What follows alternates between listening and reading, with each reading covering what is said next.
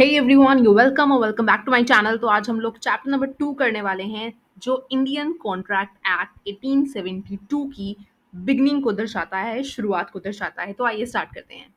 देखिए, ये जो हमारा इंडियन कॉन्ट्रैक्ट एक्ट 1872 है, ये 1872 में इनैक्ट किया गया था। प्लस अब जो आपकी चैप्टर नंबर 2 से लेकर के चैप्टर नंबर 17 है, तब तक आपका ये एक्ट चलता रहेगा। राइट, तो आपकी बुक में सबसे पहले ऑब्जेक्टिव्स एंड इंपॉर्टेंस दी गई है इस एक्ट की। इनफैक्ट कोई भी लॉ है, कोई भी एक्ट है, वो क्यों इनैक्ट किया जाता है, वो मैंने आपको पिछली वीडियो में अच्छे से एक्सप्लेन कर दिया गया था। लेकिन आप यहाँ पर देखिए, इंडियन कॉन्ट्रैक्ट एक्ट में एक बहुत इंपॉर्टेंट वर्ड आता है, दैट इज कॉन्ट्रैक्ट। आप बिजनेस वर्ल्ड में जरूर सुनते होंगे कि यार कॉन्ट्रैक्ट हम कर रहे हैं, हमारा ये कॉन्ट्रैक्ट चल रहा है, हमारा ऐसा कॉन्ट्रैक्ट होने वाला है, वैसा कॉन्ट्रैक्ट होने वाला है। राइट, तो अब उसके रिगार्डिंग कुछ रूल्स रेगुलेशंस बना दिए गए कि भाई अगर आपने कॉन्ट्रैक्ट करना है तो ऐसे करना है। ये कुछ गाइडलाइंस है, इसके अंतर्गत अगर आप करते हैं तो वो कॉन्ट्रैक्ट है, अदरवाइज वो कॉन्ट्रैक्ट अमान्य है, वो कॉन्ट्रैक्ट ही नहीं है। राइट, तो वो सब बातें किस में लिखी गई? वो लिखी गई इंडियन कॉन्ट्रैक्ट एक्ट 1872 में। तो ऑब्जेक्टिव्स एंड इंपॉर्टेंस इसका क्या है? ताकि नंबर वन, बिजनेस वर्ल्ड में, कॉर्पोरेट सेक्टर में, इंडस्ट्रीज में फ्रॉड्स ना हो पाए। राइट, गलत कॉन्ट्रैक्ट्स ना बन पाए, कॉन्ट्रैक्ट्स हमारी सोसाइटी की अगेंस्ट ना हो, ये सब चीज़ें। उसके बाद आपकी बुक में हिस्टोरिकल बैकग्राउंड दिया गया है, जो ये बताता है कि ये इंडियन कॉन्ट्रैक्ट एक्ट 1872 कहलाया जाएगा, वो सेक्शन 1 बताता है। अब एक मिनट सुनिए ध्यान से, ये सेक्शन क्या होता है? जो हमारा पूरा एक्ट है वो सेक्शंस में डिवाइडेड होता है, सेक्शन 1, सेक्शन 2, सेक्शन 3, सेक्शन 4। ये सेक्शन क्यों बनाए गए? पर्टिकुलर सेक्शन में एक पर्टिकुलर टॉपिक के बारे में सारी इंफॉर्मेशन होगी। राइट, सेक्शन नंबर 1 है, वो हमें क्या बताता है कि ये जो एक्ट आप पढ़ने वाले हो ना, उसका नाम है इंडियन कॉन्ट्रैक्ट एक्ट 1872। तो सेक्शन नंबर 1 हमें क्या बताता है कि इस एक्ट का नाम है इंडियन कॉन्ट्रैक्ट एक्ट 1872। तो सेक्शन क्यों बनाया जाता है वो मैंने आपको बता दिया, ताकि हम सिंप्लीफाइड तरीके से, जैसे एक पर्टिकुलर टॉपिक है, उससे रिलेटेड जितनी भी बातें हैं वो हम एक सेक्शन में डाल देंगे, ताकि ऐसा ना हो कि सब मिक्सअप हो जाए, कि कोई बात सेक्शन 1 में आ रही है, कोई बात सेक्शन 3 में आ रही है, कोई बात सेक्शन 4 में आ रही है। एक कंफ्यूजन को अवॉइड करने के लिए एक पर्टिकुलर टॉपिक से रिलेटेड बात एक सेक्शन में डाल दिया गया। राइट, अब इनैक्टमेंट, ये एक्ट कॉन्स्टिट्यूएंट असेंबली ने पास कर दिया था 25 अप्रैल 1872 को। और ये एक्ट एक्चुअल में लागू कब किया गया? दैट इज ऑफ 1 सितंबर 1872।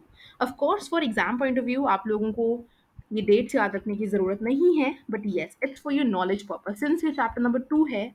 अब बेसिकली कहूँ तो इंडियन कॉन्ट्रैक्ट एक्ट की शुरुआत है। राइट, तो इसमें काफ़ी सारी चीज़ें ऐसी है जो आपके बेसिक्स को बनाने वाली हैं, और ये चैप्टर सुपर इंपॉर्टेंट हो जाता है बिकॉज ऑफ दिस चार्ट, जो आपकी बुक में नहीं है, लेकिन इसके बिना आपको समझ भी नहीं आने वाला। लेकिन अगर आपने एक बार इसे समझ लिया, बिलीव मी, पूरा लॉ बिल्कुल स्मूथ हो जाने वाला है आप लोगों के लिए। डिवीजन ऑफ द एक्ट, इसमें हम ये समझ रहे हैं कि कौन कौन से सेक्शंस हैं। सेक्शन नंबर 1 से लेकर के 75 आपको बेसिक कंसेप्ट के बारे में बताएंगे। सेक्शन नंबर, आप देख रहे हैं 76 से 123 सेक्शंस यहाँ नहीं है। एक्चुअली ये पार्टनरशिप से रिलेटेड हमें बताते थे लॉ, और पार्टनरशिप एक्ट अब एक सेपरेट बन गए, यहाँ से डिलीट होके पार्टनरशिप एक्ट एक सेपरेट एक्ट बना दिया गया है। उसके बाद सेक्शन नंबर 124 से 147 के बारे में, इंडेमनिटी एंड गारंटी के बारे में हम जानेंगे। ये आएगा, आपका चैप्टर है प्रॉपर। राइट, फिर सेक्शन 148 से 181 तक हम बेलमेंट पढ़ेंगे, एंड फाइनली 182 से 238 तक हम एजेंसी पढ़ने वाले हैं। ये सारे के सारे सेक्शंस आपके कवर होंगे, इसी सेमेस्टर में होंगे। फाइन, उसके बाद आपको बहुत सारी डेफिनेशंस दी गई हैं, सम फंडामेंटल डेफिनेशंस। बहुत सारे डेफिनेशंस हैं, एंड बिलीव मी, इसमें आपको प्रपोजल की डेफिनेशन मिलेगी, एक्सेप्टेंस की डेफिनेशन मिलेगी।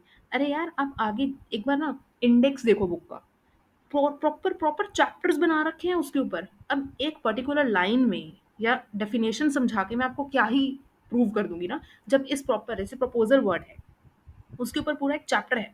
मैं सारा फंडामेंटल डेफिनेशंस में नहीं पढ़ा सकती। मैंने यहाँ पर सिर्फ वही डेफिनेशंस इंक्लूड की हैं, लाइक प्रोमिसर, प्रोमिसी, ये मैं आपको एक्सप्लेन करूंगी, एग्रीमेंट, जो आपके लिए रेलिवेंट है। प्लस ये आप देख रहे होंगे, ये एक फ्लो चार्ट सा बना हुआ है, इसके बिना समझना मेरे अकॉर्डिंग लॉ बहुत टिपिकल हो जाता है।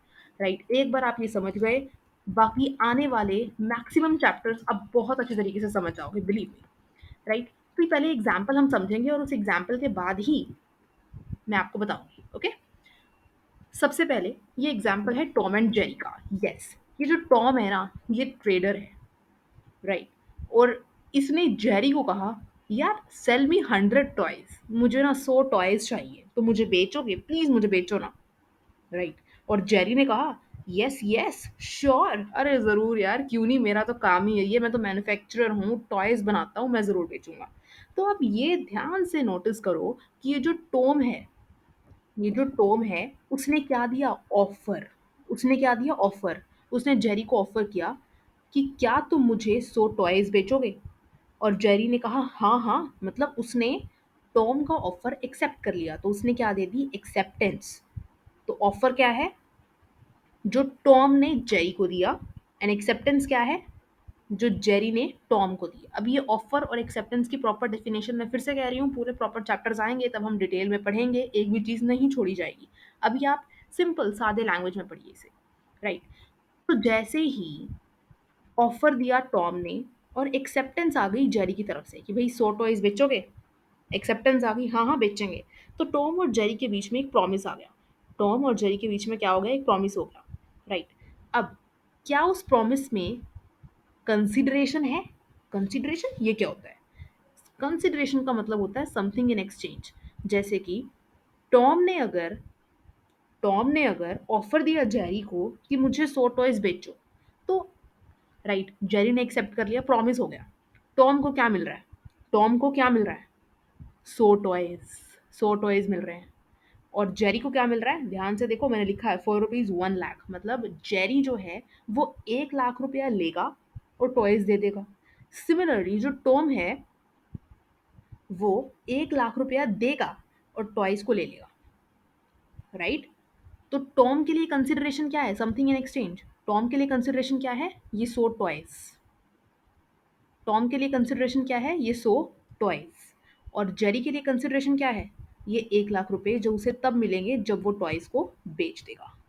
क्लियर। तो आप देखोगे कि भाई ऑफर दिया गया टॉम की तरफ से, एक्सेप्टेंस आ गई जेरी की तरफ से, बन गया दोनों के बीच में एक प्रॉमिस। राइट। प्रॉमिस बन गया। और क्योंकि कंसिडरेशन भी इंक्लूडेड थी, तो अब इन दोनों के बीच में क्या बन गया है, एग्रीमेंट। क्या हो गया, एग्रीमेंट। तो अगर कोई भी सिचुएशन यहाँ तक पहुँच जाती है तो हम उसे एग्रीमेंट कहते हैं। राइट। कि ऑफर हुआ, एक्सेप्टेंस हुआ, फिर प्रॉमिस बन गया, बीच में कंसिडरेशन भी है, हाँ दोनों को कोई ना कोई बेनिफिट जरूर मिल रहा है, दोनों पार्टीज को। राइट। तो एक एग्रीमेंट बन जाता है। और जब उस एग्रीमेंट में आ जाता है enforceability of law. Enforceability of law ये क्या होता है, इसका मतलब जो भी आप काम कर रहे हो वो वैलिड और लीगल है या नहीं।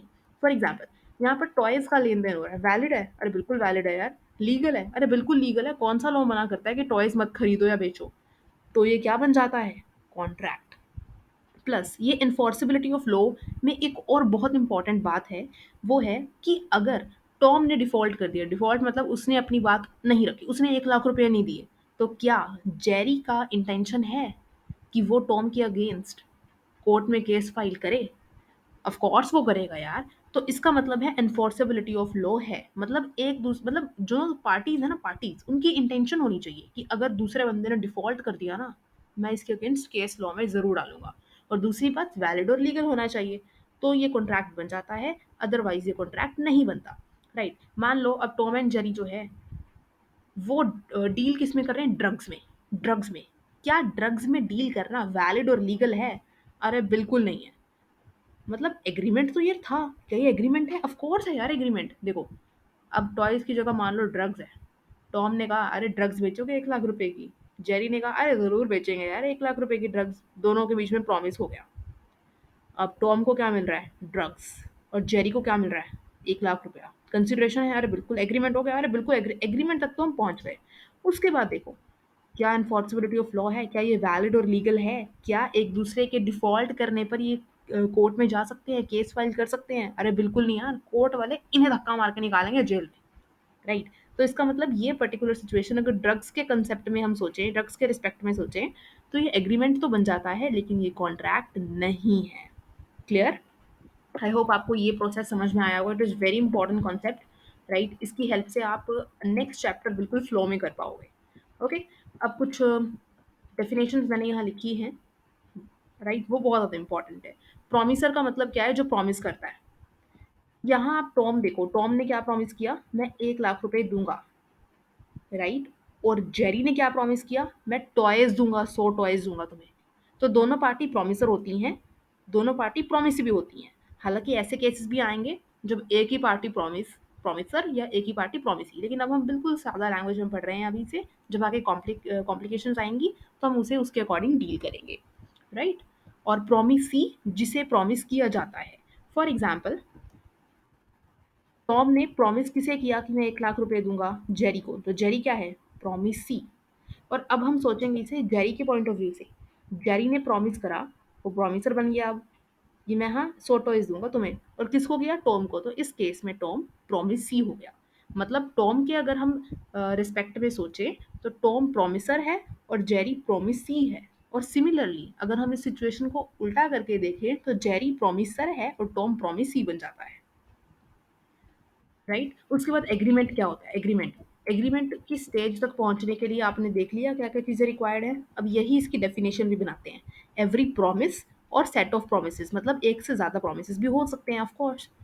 तो प्रॉमिस यहाँ तक बन गया था, यस। तो प्रॉमिस या फिर सेट ऑफ प्रोमिसेस, और प्रॉमिस के बाद इसके अंदर क्या जुड़ा था? कंसिडरेशन, तो वही लिखा हुआ है, forming consideration for each other is an agreement, उसे हम एग्रीमेंट कहते हैं। मतलब प्रॉमिस के अंदर जब हम कंसिडरेशन को जोड़ देते हैं तो उसे हम एग्रीमेंट कहते हैं। ये इंडियन कॉन्ट्रैक्ट एक्ट की प्रॉपर डेफिनेशन है, और ये डेफिनेशन मैं आपको सजेस्ट करूंगी कि ज़रूर लर्न करें, बिकॉज ये आगे काफ़ी जगहों पर आपको काम आने वाली है, राइट? सो उसके बाद है प्लेंटिफ और डिफेंडेंट, ये दो डेफिनेशन आप और कर लीजिए, that's more than enough. Plaintiff क्या होता है? आपने केस सुना है? लेट्स सपोज मैंने एग्जांपल ले लिया ए वर्सेस बी, कोर्ट में केस फाइल होता है ए वर्सेस बी। तो जो ए है जो फाइल करता है केस, उसे कहते हैं प्लेंटिफ। और जो वर्सेस बी, बी यहाँ पर है डिफेंडेंट, जो अपने आप को बचाएगा, जिसके अगेंस्ट केस फाइल किया जाता है उसे हम कहते हैं डिफेंडेंट। तो इसी के साथ हमारा ये जो टॉपिक है यहाँ पर खत्म होता है। Hope you like this video, and अगर आपको प्रॉपरली समझ आया तो do subscribe the channel, plus don't forget to like the video. और अगर आपको ये नोट्स चाहिए then you can let me know in the comment section below. Thank you so much guys.